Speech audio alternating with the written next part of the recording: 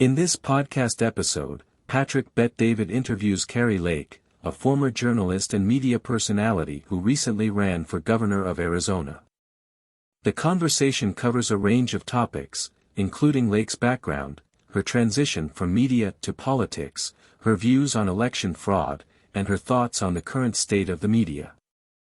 Lake begins by discussing her upbringing as the youngest of 9 children in rural Iowa. She talks about her work ethic and how she got into the field of broadcast journalism.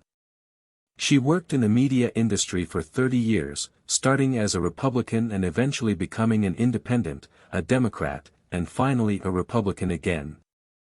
She shares her experiences interviewing politicians like Barack Obama and her disillusionment with the media industry during the COVID-19 pandemic. The conversation then shifts to Lake's political career and her run for governor of Arizona. She discusses her opponent, Katie Hobbs, and the controversial election in 2022.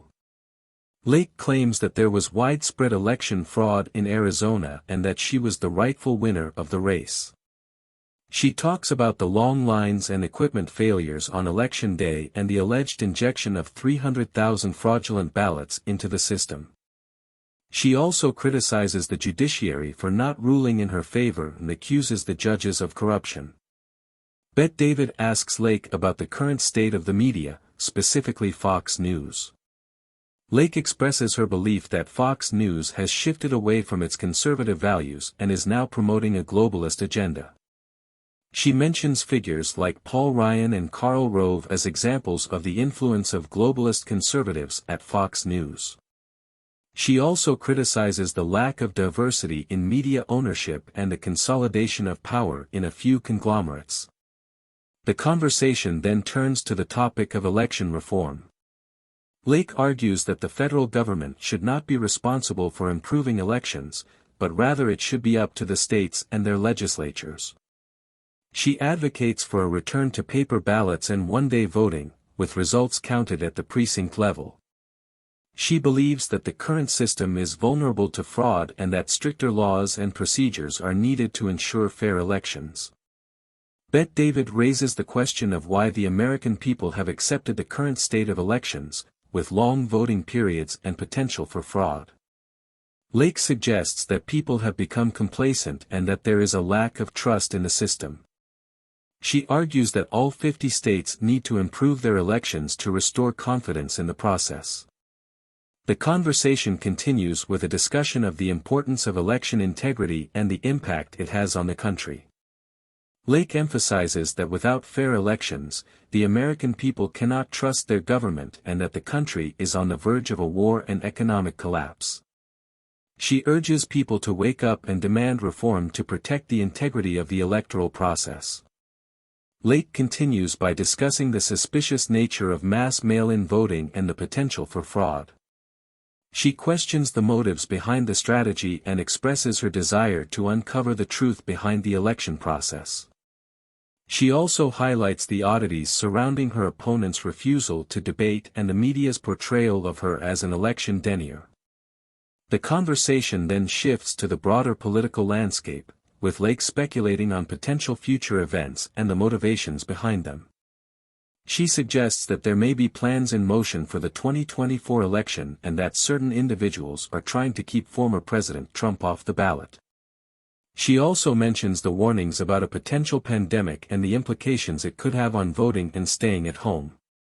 Bet-David asks Lake why she continues to focus on election denialism despite the potential negative impact on her political career. Lake responds by emphasizing her commitment to fighting for honest elections and reforming the system. She believes that walking away from the fight would be a disservice to the people who stood in line to vote and had their ballots rejected.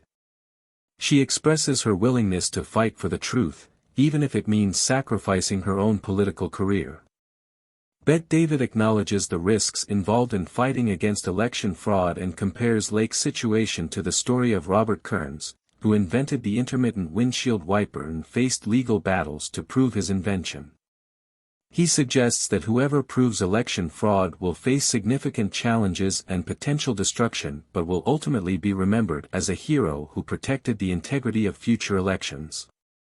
The conversation then turns to Lake's political aspirations and her potential role as a vice presidential candidate. Bette David praises her strong platform and messaging, particularly regarding immigration, the border, and the woke agenda. He suggests that she would be a formidable VP candidate due to her presence in an important state and her commitment to uncovering the truth about the 2020 election. However, Lake states that her focus is on getting Trump re-elected and that she is not currently considering a VP position. They discussed the importance of securing the border in Arizona and the significant profits that cartels are making from human smuggling operations. Lake shares her border plan, which involves deploying the National Guard to protect the border and implementing Trump's policies to secure the area. She emphasizes the need for strong border governors to take action and protect the country. Bette David raises the question of how Lake would handle a situation where she disagrees with President Trump as his vice president. Lake states that loyalty does not mean blindly agreeing with everything the president says, but rather supporting his overall agenda. She acknowledges that she has disagreed with Trump on certain issues in the past and that they have had productive conversations about their differing viewpoints. The conversation continues with Lake discussing her potential run for Senate in Arizona. She criticizes the current senator, Kyrsten Sinema, for voting in lockstep with Joe Biden and Chuck Schumer and not prioritizing border security. Lake expresses her desire to take back the country and ensure that Trump's agenda is implemented by electing strong conservative leaders. Kari Lake continues by expressing her admiration for Donald Trump, stating that she believes he is a unique and exceptional individual. She mentions that she has spoken to people who have worked in the White House with Trump and describes him as someone who values the opinions of others and seeks input before making decisions. She criticizes the media for what she believes is a slanderous and biased portrayal of Trump, stating that they have engaged in an 8-year smear campaign against him. When asked about the role of the media in the upcoming 2024 election, Kari Lake believes that the power of the media has diminished and that people have become skeptical of their reporting.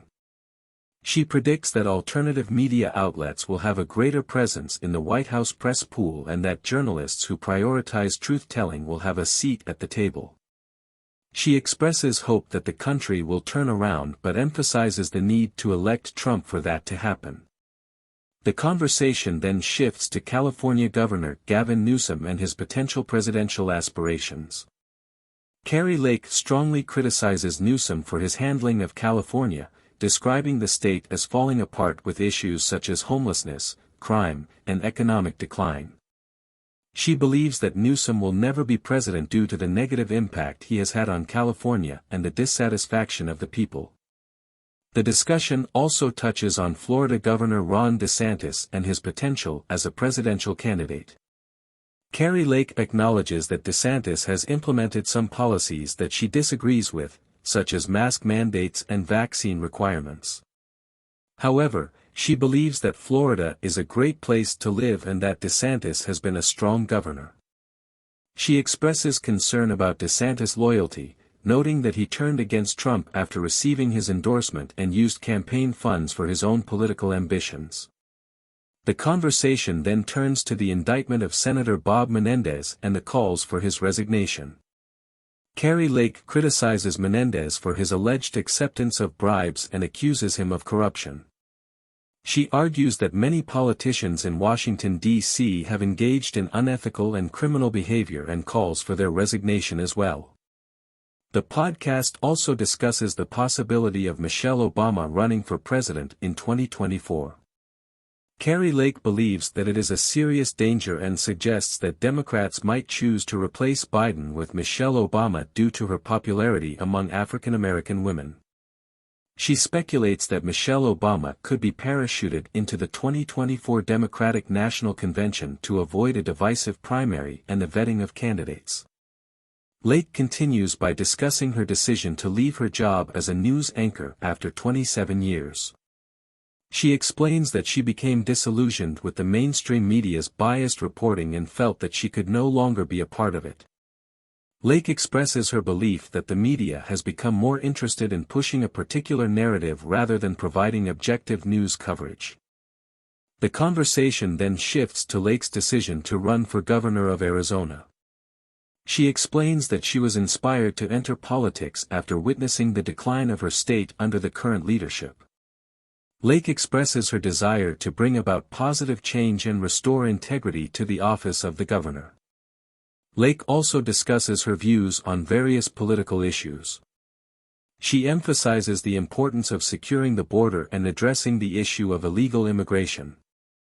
Lake argues that the federal government has failed in its duty to protect the border, and she believes that it is the responsibility of individual states to take action. The conversation then turns to the topic of censorship and cancel culture. Lake expresses her concern about the growing trend of silencing dissenting voices and the impact it has on free speech. She believes that it is essential to have open and honest discussions, even if they are uncomfortable or controversial. Lake also discusses her experiences with social media censorship. She explains that she has been targeted by platforms such as Twitter and Facebook for expressing her conservative views. Lake argues that this type of censorship is a threat to democracy and calls for greater transparency and accountability from these tech giants. The conversation then delves into the upcoming gubernatorial race in Arizona.